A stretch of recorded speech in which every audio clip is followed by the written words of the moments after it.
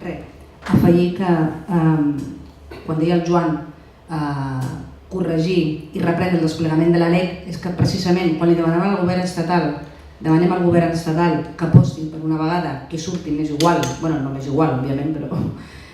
qui governi a nivell estatal, que es prengui seriosament fer una gran llei d'educació estable, tant que es fixem amb els països i tant que s'omplen la boca amb els països que van molt millor en educació que nosaltres, que donen molt més bon resultat, que tenen molt més bones notes als nens, etc., doncs que es mirin de quan són les lleis que tenen aquests països. Una cosa és actualitzar currículums i una altra qüestió és tenir lleis estables. No sé si la d'Alemanya fa 40 anys, pràcticament la llei, fa moltíssims anys que la tenen i la van Dinamarca, etc. I la LEC, precisament, quan diem que no és la llei ideal, mai no hi ha una llei, jo crec que ideal, perquè la llei depèn després del desplegament d'aquesta llei. Quan diem corregir i reprendre el desplegament de la LEC no és una llei ideal, però vull recordar també que és la llei educativa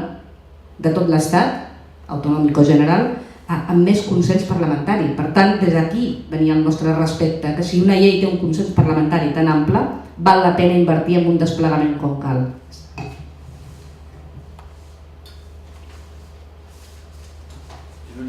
Si creieu que el fet que se suposa que tant el govern central com el govern català no serà format per un sol partit, això us dona alguna d'esperança, que hi hagi un major interès per l'educació, perquè suposo que no serà com dieu una llei de partit, sinó que haurà de ser consensuada almenys en dos. Plantejat així, sí, ens dona certa esperança. El problema serà, depèn de quins siguin els partits que pactin, no? Òbviament, aquesta és l'expectativa, més que esperança, expectativa, en el fet que ja no pot ser una llei només del PP, no? La llei verda era només del PP, doncs no serà una llei només del PP, el que no sé si serà del PP i encara serà pitjor. Aquest fet que no hi hagi més d'un partit que hagi de buscar majories, temes com socials, temes d'educació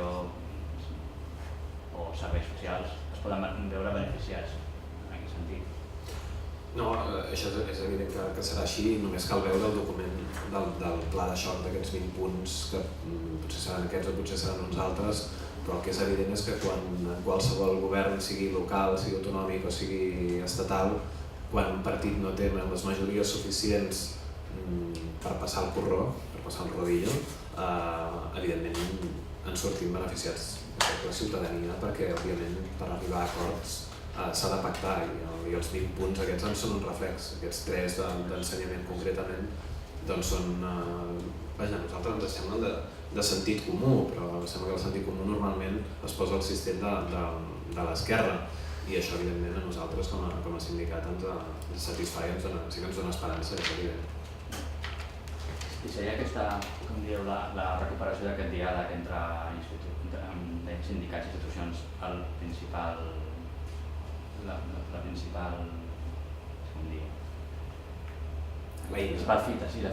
principal eina de cara a la pròxima legislatura, a nivell català i a nivell estatal, també. Home, el més important serà què podrem negociar o què hauríem de poder negociar i acordar, però òbviament és que d'entrada el que volem és una mesa, no? És com pactar un calendari. Pactar un calendari és importantíssim perquè això significa que hi ha una voluntat de pagar i un reconeixement d'un deute, doncs en aquest sentit igual, és a dir, és una fita per nosaltres, bueno, clar, és que estan de sentit comú, però sí, és una fita per nosaltres reprendre el diàleg, evidentment, si no hi ha una manera, sí. És que la cosa, a més a Catalunya ha estat, com dèiem abans, ha estat sagnant des del conseller Maragall fins ara.